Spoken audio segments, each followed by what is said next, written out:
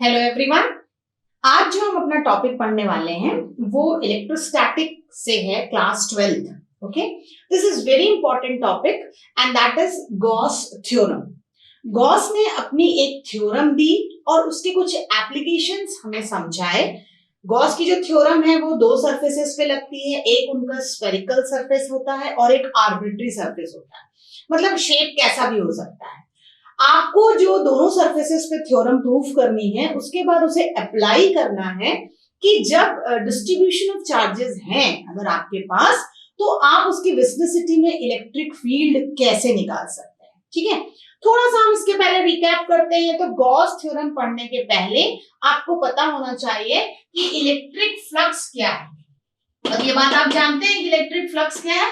Electric flux जो होता है उसे हम फाई कहते हैं और फाई जो होगा वो lines of force passing through unit surface area. जो सरफेस एरिया से लाइंस ऑफ फोर्स निकलती हैं उसे हम फ्लक्स कहते हैं। और जो फ्लक्स का फॉर्मूला होता है वो integration of E dot ds होता है। ई इलेक्ट्रिक फील्ड है, ds वो एलिमेंट्री सरफेस है जहां से लाइंस ऑफ फोर्स पास हो रही हैं। ये दोनों आपस में एक एंगल बनाते हैं क्योंकि ई डॉट प्रोडक्ट है, तो इसे हम कह सकते हैं इंटीग्रेशन ई ds cos थीटा। आपको ये चीज पता है पहले से, this is the known thing before knowing the Gauss theorem. तो हमने देखा कि फ्लक्स जो होता है वो ई डॉट ds होता है, मतलब ई ds cos थीटा होता है। मैक्सिमम फ्लक्स कब जाएगा? मैक्सिमम फ्लक्स उस सरफेस एरिया से तभी निकलेगा जब E और ds आपस में कैसे होंगे? पैरेलल होंगे। अगर पैरेलल हैं या सेम डायरेक्शन में हैं, पैरेलल का मतलब ये होना कि दोनों वेक्टर एक ही डायरेक्शन में एक्ट कर रहे हैं। तो अगर दोनों वेक्टर का डायरेक्शन एक ही है तो आप कहेंगे थीटा इज 0।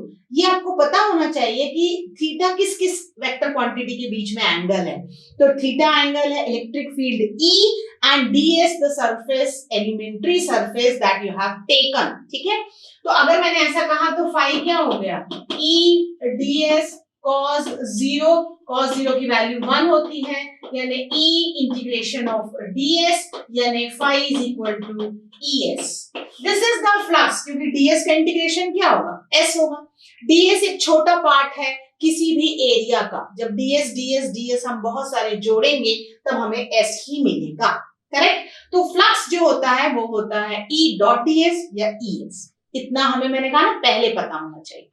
अब जो थ्योरम हमें गॉस ने दी वो क्या कही? उन्होंने कहा कि किसी भी क्लोज्ड सरफेस पर, ये अब इंपॉर्टेंट पॉइंट है, कि in any closed surface the flux which is enclosed in that surface, जो फ्लक्स उस सरफेस में है वो 1 upon epsilon not times 1 upon epsilon not times, यानी ये होगा 1 upon epsilon not times the total charge present in it.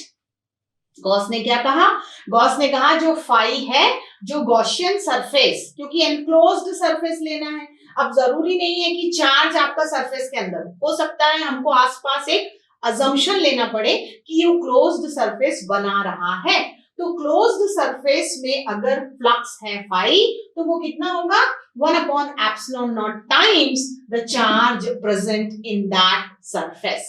This is the Gauss theorem. अगर ये गॉस थ्योरम फाई कहती है और ये भी फाई है तो हम एक पूरा सेंटेंस कह सकते हैं कि phi is nothing but E dot ds, है ना, and this is nothing but Q upon epsilon naught, क्योंकि गॉस के हिसाब से फाई इसके बराबर है। तो ये भी आपका एक स्टेटमेंट हो जाता है किसका? गॉस थ्योरम का, saying that flux is nothing but integration of field over the surface ds, the line integral, है ना, स्टेटमेंट होगा the line integral of the field over the surface and that is nothing but Q upon epsilon naught, ये charge present in the enclosed surface by its permittivity। epsilon naught क्या कहलाती है? permittivity होती है। ठीक है, अब इसे हम प्रूफ करेंगे कि आपके पास चार्ज है। चार्ज अगर एनक्लोज होता है उसके आजू बाजू हम गॉसियन सरफेस बनाएंगे। तो देखिए गॉसियन सरफेस जो है वो एक्चुअली क्या होता है? गॉसियन सरफेस आपका वो सरफेस कहलाता है जो आप ड्रॉ करते हैं यूजिंग द टेस्ट चार्ज। मान लीजिए मैंने एक आपको चार्ज लिया Q, ये प्लस Q चार्ज है मेरा, है ना।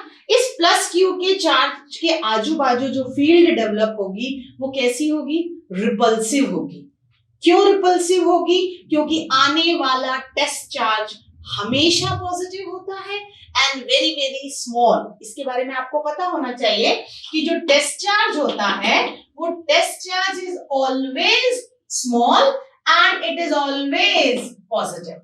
वेरी वेरी स्मॉल क्यों लेते हैं हम टेस्ट चार्ज को, इनफाइनाइटली स्मॉल, सो दैट उसका इफेक्ट कोई और ना इन्फ्लुएंस करे, क्योंकि भाई वो भी चार्ज है, उसकी अपनी भी फील्ड होगी, बट उसका इन्फ्लुएंस कहीं ना हो, that's why it is infinitely small. और जो सोर्स चार्ज है वो हमारा जो होता है उससे तो छोटा ही होगा। तो अब वो जब आजू बाजू घूमता है तो क्या होगा, रिपल्सिव फोर्स होगी। तो अगर आपका चार्ज जो है वो प्लस क्यू है तो इसके बाजू जब हम एक टेस्ट चार्ज मूव करते हैं तो जो विस्निसिटी में एक शेप आता है वो होगा स्फेरिकल शेप। तो आपने कंसिडर किया एक टेस्ट चार्ज, सॉरी एक सोर्स चार्ज, और सोर्स चार्ज जो है हमारा पॉजिटिव है, तो लाइंस ऑफ फोर्स कैसी होगी, रिपल्सिव होगी। तो रिपल्सिव का मतलब ही है कि ई का डायरेक्शन आउटवर्ड होगा। अब लाइंस ऑफ फोर्स रिपल्सिव क्यों है, ये कैसे पता चला, ये पता चला कि हम जो टेस्ट चार्ज घुमा रहे हैं वो पॉजिटिव साइन का है। पॉजिटिव साइन का टेस्ट चार्ज जब घूमेगा तो रिपल्सिव ही फील्ड देगा।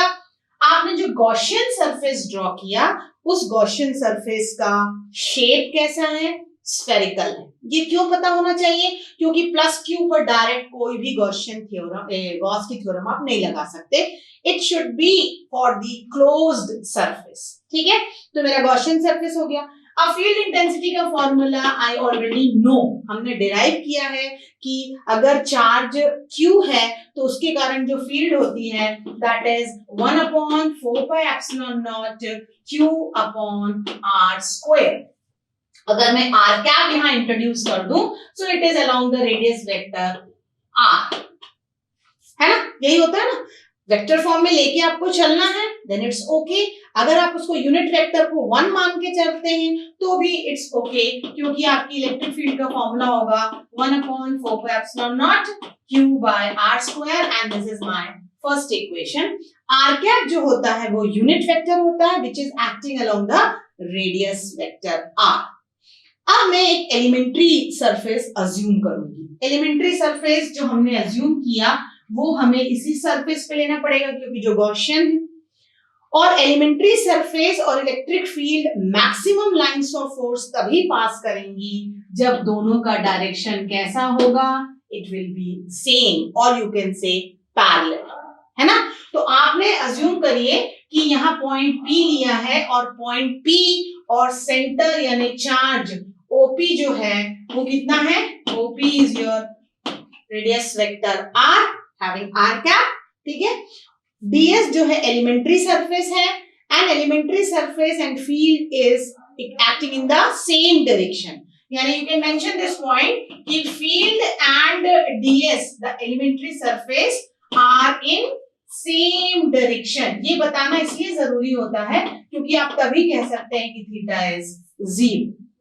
ओके तो अब मैं डायरेक्ट अगर आपसे बोलूं कि फ्लक्स निकालिए वहां से, तो फ्लक्स अभी आपने बताया था कि phi is integration of E dot ds, जिसे हम कह रहे थे eds cos थीटा, यानी phi is nothing but es and this is my equation number 2।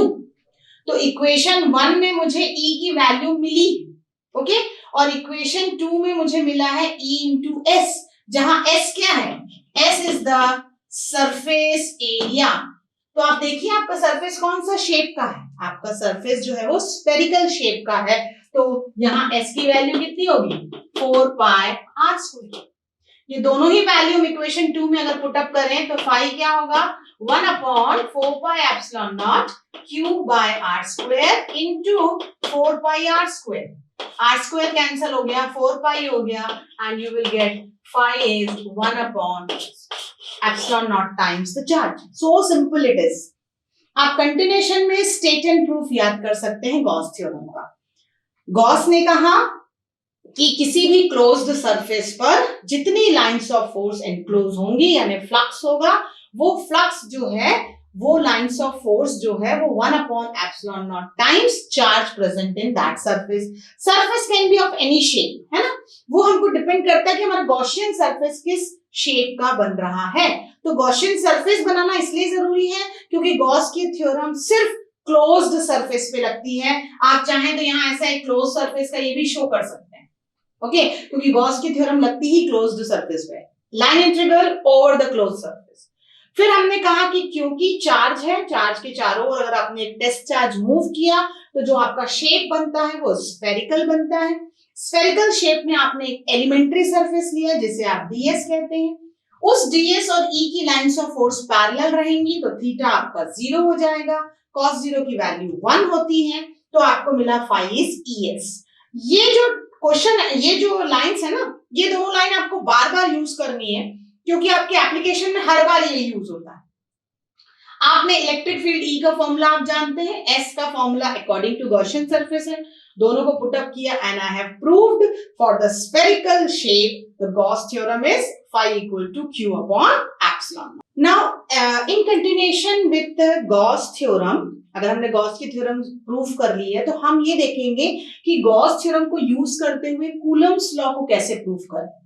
अब कूलम्स लॉ पहले जानना है हमको, या रिवाइज कर लीजिए क्योंकि आपने पढ़ रखा है कि what is Coulomb's law is saying that force between the two charges, जो फोर्स आपकी दो चार्जेस के बीच में लग रही है वो अट्रैक्टिव भी हो सकती है, रिपल्सिव भी हो सकती है. That force is nothing but 1/4 pi epsilon naught q1 q2 upon r square, or you can say F is equal to k q1 q2 upon r square, क्योंकि k is a constant, 1/4 pi epsilon naught ही जो होता है.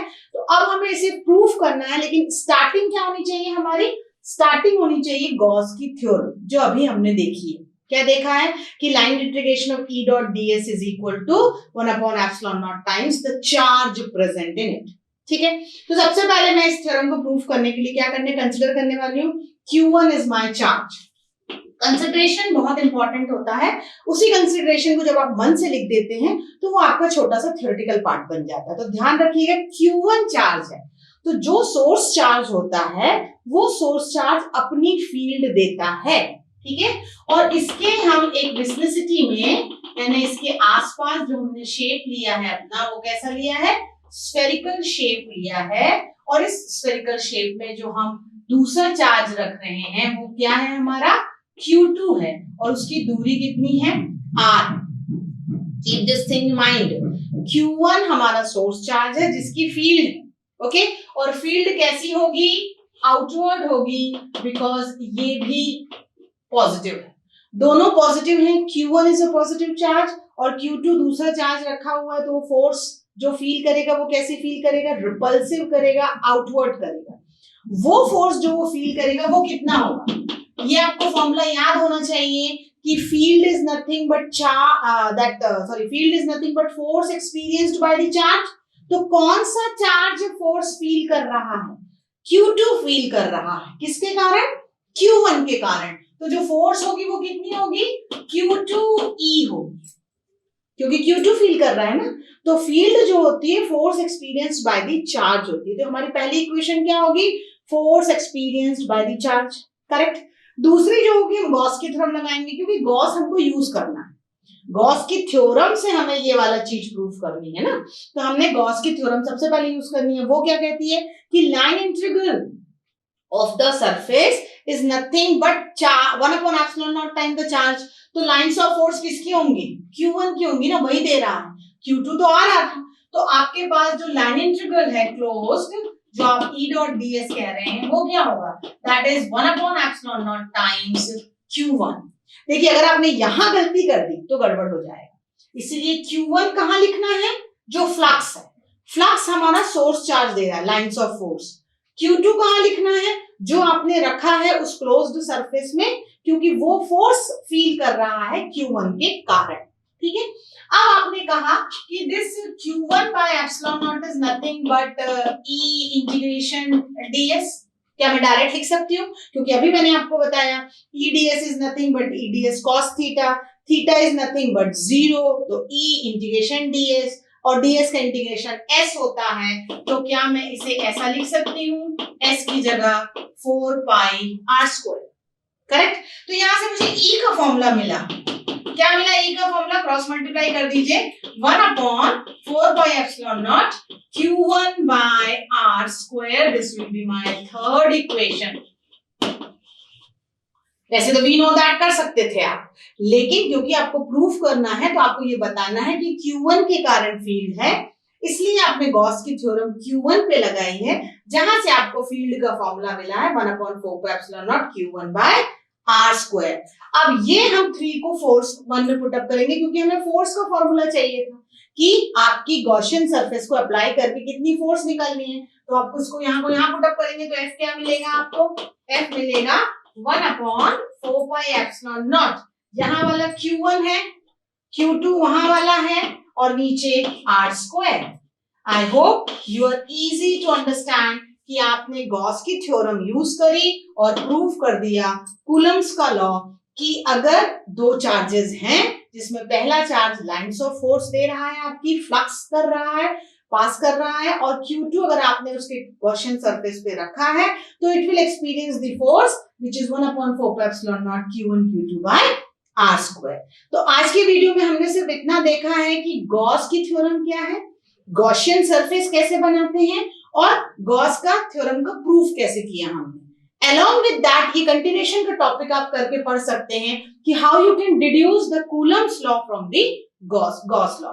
जो next video हमारा आएगा उसमें हम Gauss theorem से एप्लीकेशन मतलब यूज करेंगे गॉस की थ्योरम को, और अलग अलग सरफेसेस पे हम निकालेंगे कि व्हाट इज द फील्ड। जैसे आपने यहाँ फील्ड निकाला ना, electric field due to the charge Q1, already you know this formula, लेकिन इस पर्टिकुलर टॉपिक में आपको निकालना पड़ा। ऐसे ही आप line charge, shell, sphere, cylinder, plane sheet, parallel sheet, इन सब के लिए गॉस की थ्योरम अप्लाई करके क्या निकालेंगे, you will find out the electric field. Thank you.